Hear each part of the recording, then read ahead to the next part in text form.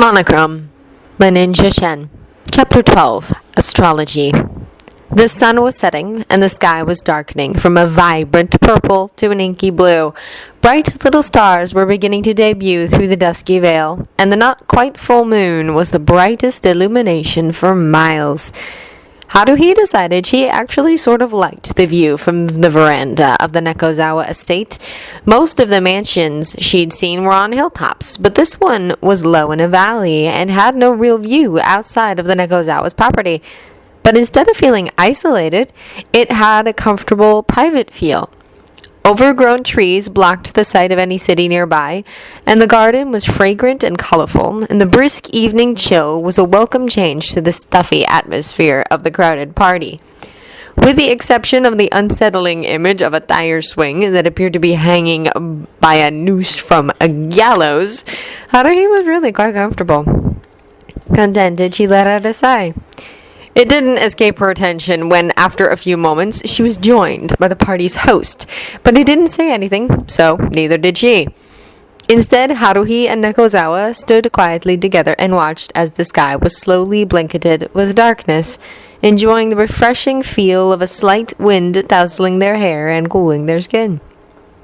After a calculated pause, Nekozawa was the first to break their comfortable silence. "I hope I'm not disturbing you." "Not at all," she responded smoothly, her eyes still on the sky. "I was just getting some fresh air." "Are you having a good time, Haruhi? I was afraid you would feel awkward since it's mostly my family and the parents of preschoolers here." "Oh no, that doesn't bother me at all," she replied easily, decidedly neglecting to add that it was Tamaki's mood that had been making her uncomfortable, if anything. "I'm having a good time. Thank you for inviting us." "I'm very glad you both came," he admitted. "I was afraid I would be stuck alone with my family and the parents of preschoolers." "I don't envy you that," Haruhi laughed. "Though you've been doing a pretty good job of disappearing on and off all day." "I had perfectly legitimate medical reasons for that," Nekozawa stammered in response, earning another laugh from Haruhi. "While I believe that to be true," she smirked, "I would also bet that having someone come up to you every few minutes and ask if you were feeling all right and if you wanted a glass of water had at least a small contribution to the length of your absences." "Well," he smiled, "you've caught me there." Truth be told, Nekozawa had been suffering his relatives' worries for his health nearly his entire life and was quite deft at escaping them. What he really wondered was how long Haruhi had been paying attention that she had noticed it happening. "I think the real question, though," Haruhi began, "is whether or not Kirimi is having a good time. She doesn't seem to have the problem with attention you have, but I don't know her as well as you." "My sister is a social butterfly," Nekozawa smiled to himself. "I know she's having a good time because she loves to talk to people. That's why there are so many people here. She'll be very successful one day in maintaining professional relations and friendly acquaintanceships. I have every confidence she'll make our name very famous in this country." "And what about you?" Haruhi asked, curiosity turning her brown eyes up to him.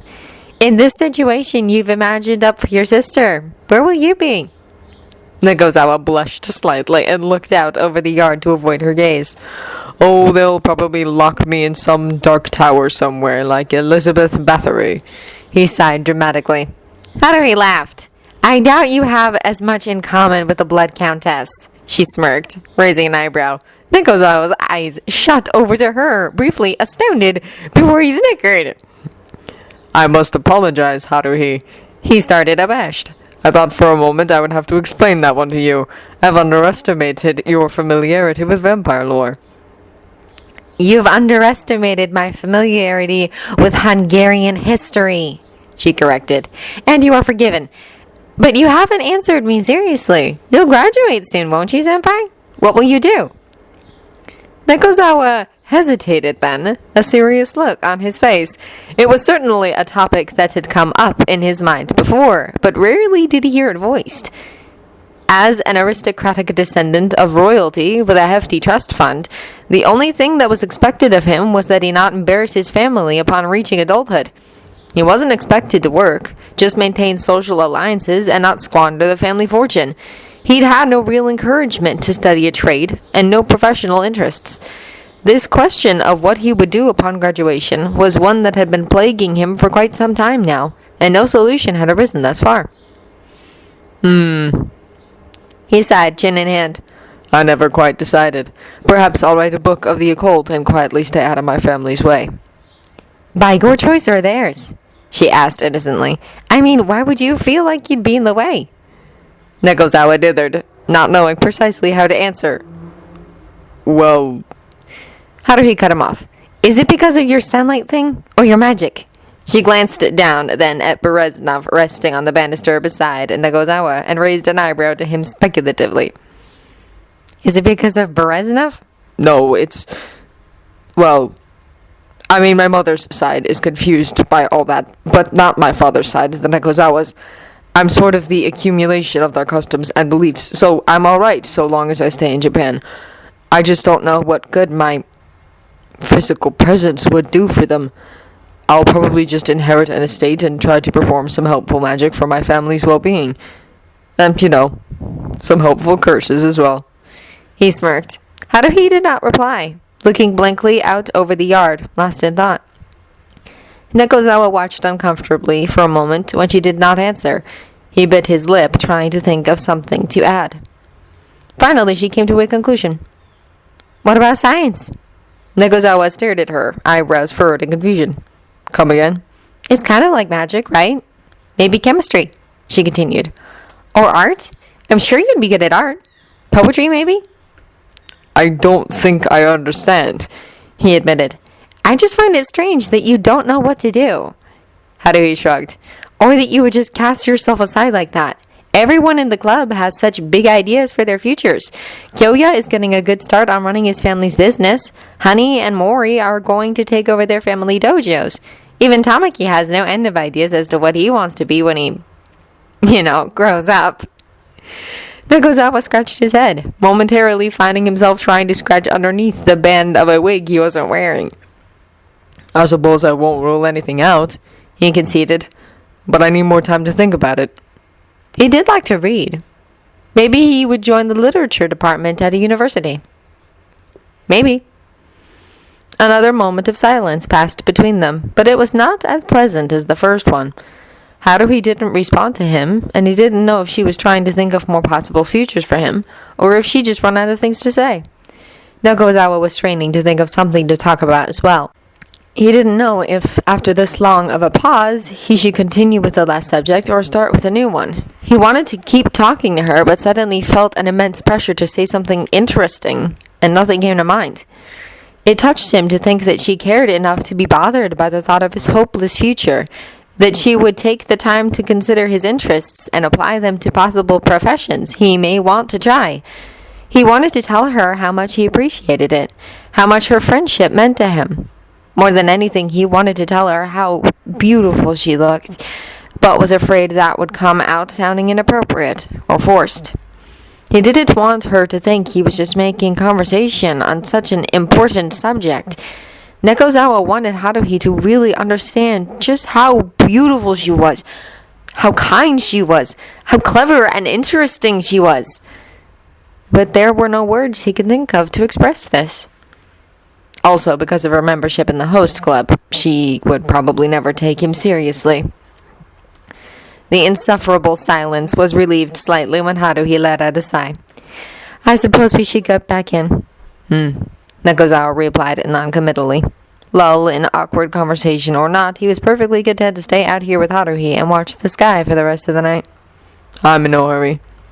I suppose you aren't, she smirked, considering what you're returning to. But Tamaki will be looking for me eventually. I should find him before he has a panic attack. I'll let you know if I think of anything else. As she began to move, however, she was stopped by Nekozawa gently covering her hand with his own on the banister. With a slight start, she turned to him, trying to mask the growing redness in her face. Stay a moment, Nekozawa tenderly pleaded, his blue eyes shining in the moonlight. Haruhi's cheeks lit up, and she quickly turned away, feeling her heart increase in speed. She focused her attention on their joined hands, her chest feeling strangely full. In honesty, Nekozawa was just as startled as her. When she'd started to move away, he suddenly realized that was the last thing he wanted her to do and reached out impulsively. Her hand was small and warm, and it felt nice. For a moment, she muttered awkwardly in reply. Nekozawa smiled at her, and she tried not to look at his face. If he could read palms, he could probably read expressions, and things would only become extra complicated if he could tell how handsome she thought he looked right now. Of course, despite knowing that, she still made no attempt to disentangle her hands from his. I have to admit, Haruhi began, hoping conversation would force her heavy heartbeat to subside. Tamaki and I think we may have had the same secret reason for coming here, even though we don't know your family very well. Oh?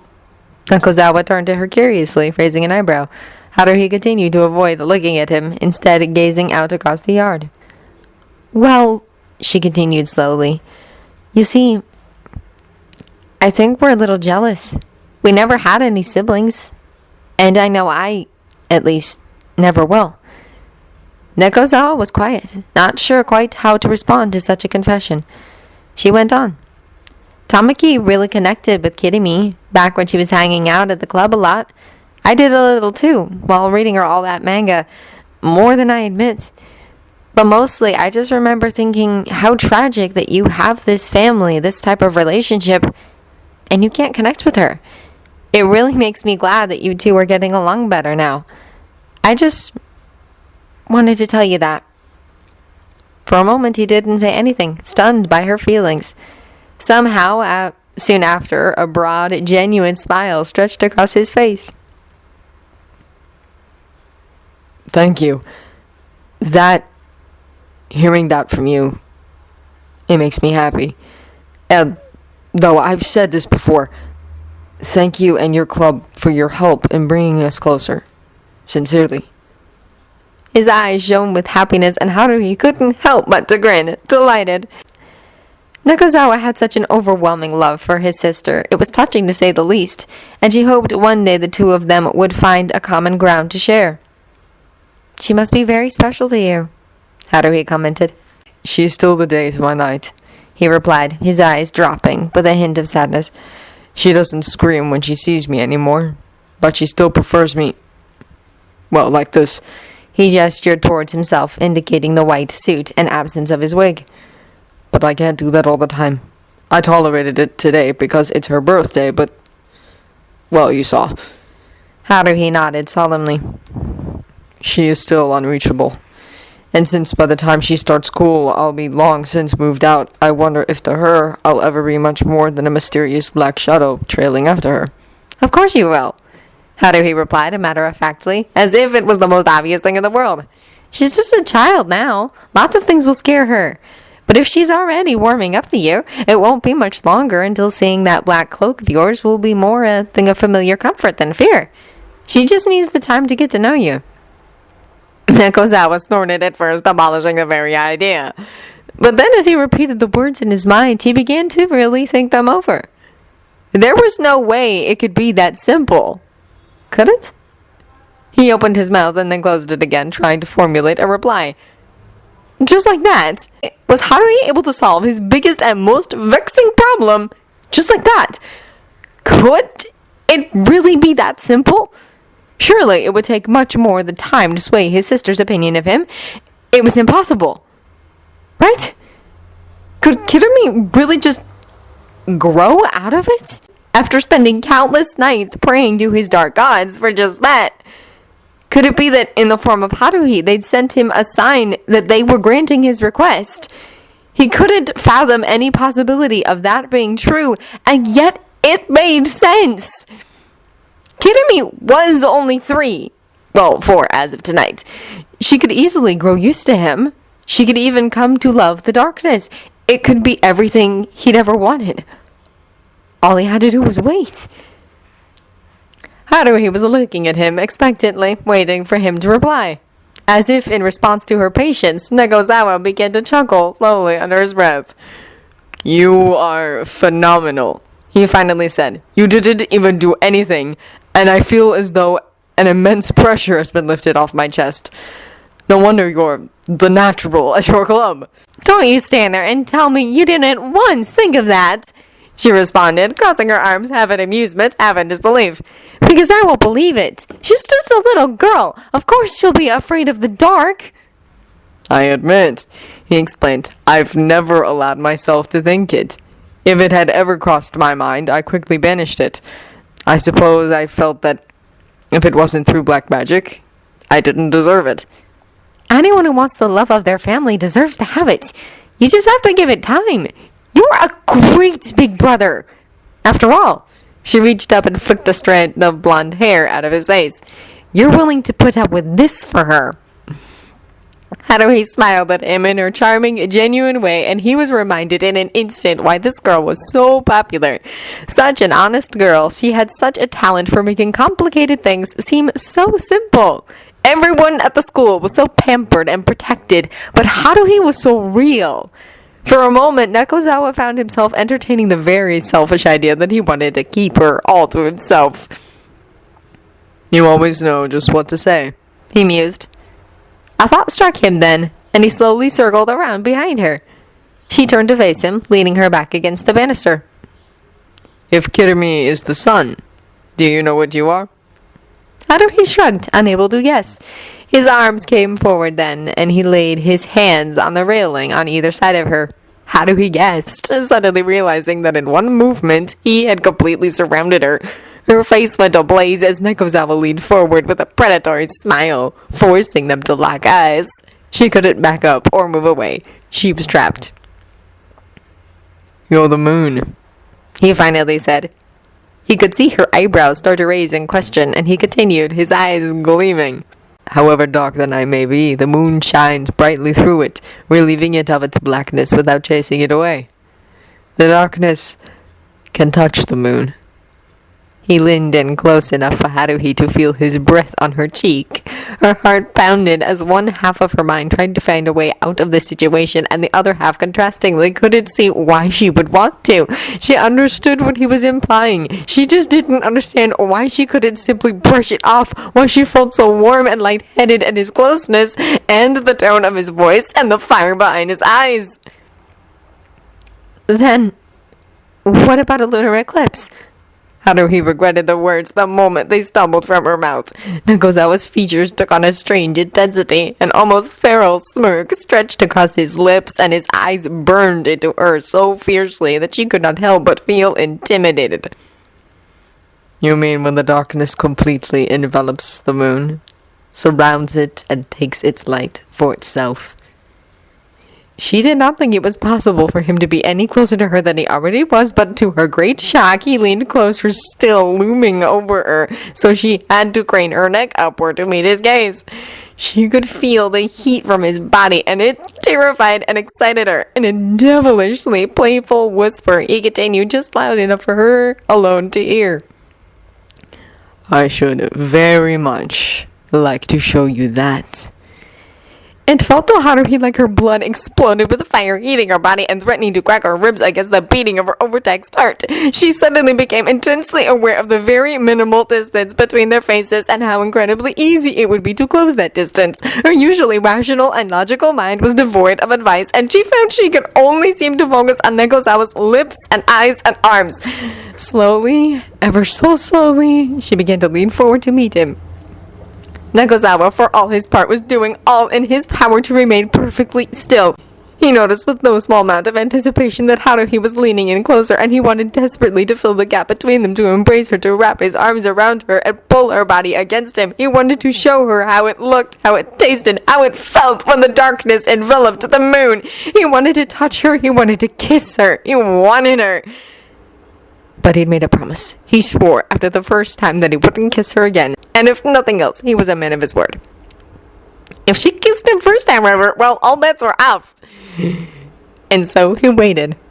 The distance between their parted lips was now barely an inch, and he could feel the heat of her mouth on his. Her eyes were half-lidded, and though only moments had passed, they were agonizingly slow, and Nekozawa could feel that he was nearly at the end of his restraint.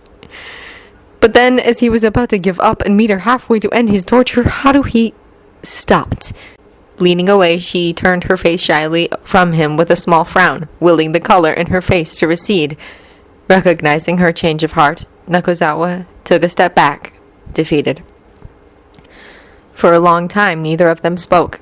They stood apart, avoiding each other's eyes and trying to slow the beating of their hearts. Finally, Haruhi took a deep breath and forced herself to look at Nekozawa. "I should go look for Tamaki," she said. Nekozawa nodded in agreement, trying to regain his composure, though blushing furiously. Though the evening was dark and cool, he wished desperately that he had his cloak at that moment. Instead, he turned to look over the balcony into the courtyard. Haruhi turned hurriedly away from him, but then stopped and half turned back. "By the way, I just remembered. I have your book. It's in my bag. I'll just leave it on the table." "Oh. Yes, thank you," he awkwardly replied. He did not know which table she meant, as several were set up now, but he figured he'd find it eventually. He listened as she padded over to the sliding glass door and opened it to re-enter the party. However, before stepping through, she stopped. Nekozawa held his breath, afraid she would tell him that he should leave her alone from now on, or something equally horrible. He gripped the railing, his warm affection for her now freezing into an icy fear, but instead of reprimanding him, he heard Haruhi utter under her breath, "Oh my God." Turning, Nekozawa saw that Haruhi was still in the doorway, staring into the party with a look on her face that landed somewhere between angry and humiliated. His curiosity overtaking him, Nekozawa followed behind her and scanned the crowd to see what had warranted such a reaction. Just as he registered what had caught Haruhi's attention, as his mouth fell open in horror, Haruhi frowned and sighed. "The twins are here."